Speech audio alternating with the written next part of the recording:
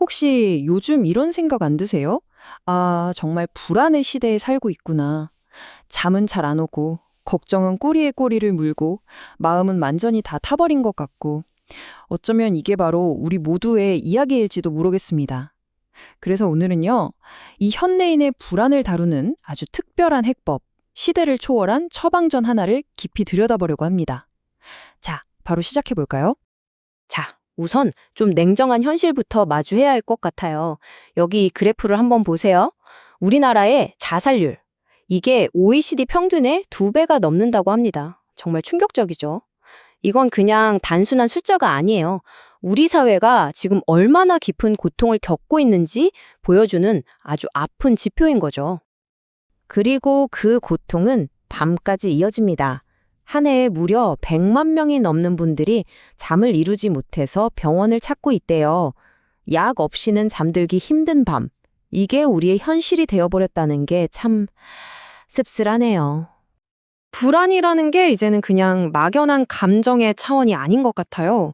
실제로 병원에서 불안장애로 진료받는 환자 수가 불과 5년 만에, 보이시죠? 무려 40%나 급증했습니다.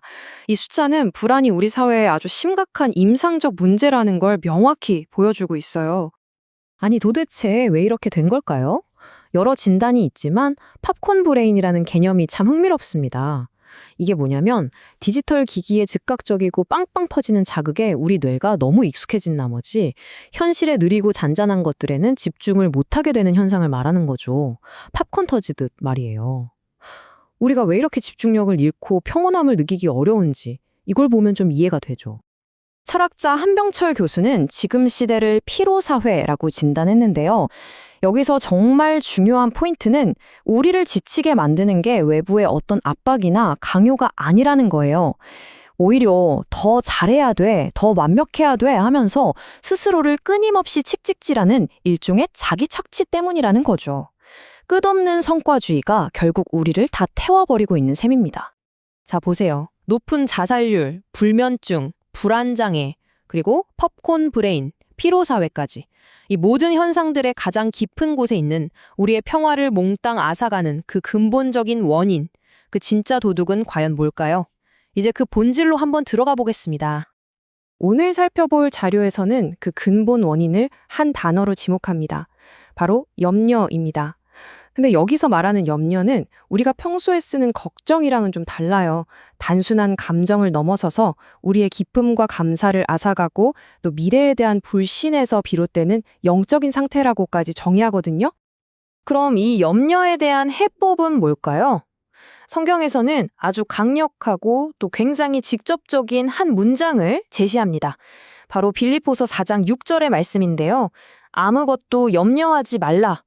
와, 근데 솔직히 이거 거의 불가능해 보이는 명령 아닌가요? 아니, 어떻게 이런 말을 할 수가 있죠? 염려하지 말라니. 도대체 누가 어떤 상황에서 이런 급진적인 조언을 건넬 수 있었을까요? 바로 그 배경을 아는 게 핵심입니다. 평온한 서재에서 책에 둘러싸여 사색에 잠긴 철학자가 한 말이 아니었어요. 세상과 완전히 단절된 채 산 정상에서 깨달음을 얻은 그런 현자가 한 말도 아니었고요. 정말 놀랍게도 이 말은요, 언제 사형 선고가 내려질지 모르는 상황에서 로마의 차가운 감옥에 갇혀있던 사람, 바로 사도 바울이 쓴 글입니다. 다시 이 문장을 한번 보시죠.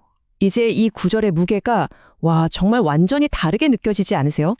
이 조언이 안락함 속에서 나온 게 아니라 죽음의 그림자가 바로 눈앞에 어른거리는 그 고통의 한복판에서 나왔다는 사실. 바로 이것이 이 처방전이 가진 진짜 힘의 원천입니다. 자, 그렇다면 이 처방, 구체적으로 어떻게 작동하는 걸까요? 여기 4단계 흐름을 따라가 보면 아주 명확해져요. 첫째, 주께서 가까이 계신다는 믿음이 모든 것의 기반이 됩니다. 둘째, 그러므로 이 믿음이 있기 때문에 염려하지 말라는 명령이 나올 수 있는 거죠. 셋째, 그럼 염려 대신 뭘 하느냐? 바로 감사함으로 기도하라는 구체적인 행동을 제시합니다. 그리고 마지막 넷째, 그 결과로 우리는 인간의 이해를 넘어서는 깊은 평화를 경험하게 된다는 겁니다. 그리고 그 결과로 약속된 평화는요, 그냥 보통의 평화가 아니에요. 원문에서는 모든 지각에 뛰어난, 그러니까 우리의 이성이나 이해를 초월하는 평화라고 표현합니다. 이게 무슨 뜻이냐면 상황이 하나도 해결되지 않았는데도 내 마음을 지켜주는 놀라운 평화라는 거죠. 이 두 평화의 차이를 보면 더 분명해집니다. 당시 빌립보는 로마 제국의 막강한 군사력으로 유지되는 평화, 바로 팍스 로마나를 자랑하던 도시였어요. 하지만 성경은 그런 세상의 평화가 얼마나 깨지기 쉽고 상황에 의존적인지를 지적하면서 그와는 정반대인 상황과 상관없이 내면에서 오는 흔들리지 않는 평화를 이야기하는 거죠. 그러니까 핵심은 바로 이겁니다. 이 처방전이 문제를 마법처럼 뿅 하고 없애주는 게 아니라는 거예요. 오히려 문제 한가운데서 감사를 통해 우리의 초점, 우리의 시선을 바꾸는 훈련인 거죠. 감사가 당장 현실을 바꾸지는 못할 수 있어요. 하지만 그 현실을 대하는 나의 내면과 관점을 바꿀 수는 있다는 겁니다. 사실 이 아이디어는 대림절이라는 기독교 절기와도 아주 깊이 연결되어 있어요. 대림절은 평강의 왕이신 예수의 오심을 기다리는 시기인데요. 여기서의 논리는 이겁니다.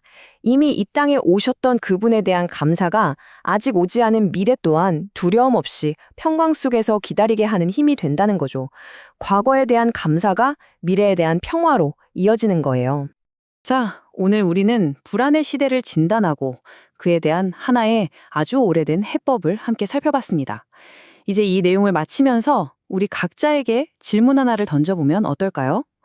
지금 이 순간 나를 가장 무겁게 짓누르고 있는 걱정거리, 그거 하나만 떠올려보세요. 그리고 그것을 오늘 이야기한 감사의 렌즈를 끼고 딱 한 번만 바라보는 겁니다. 그 작은 시선의 전환이 과연 내 마음에 어떤 변화를 가져올 수 있을까요?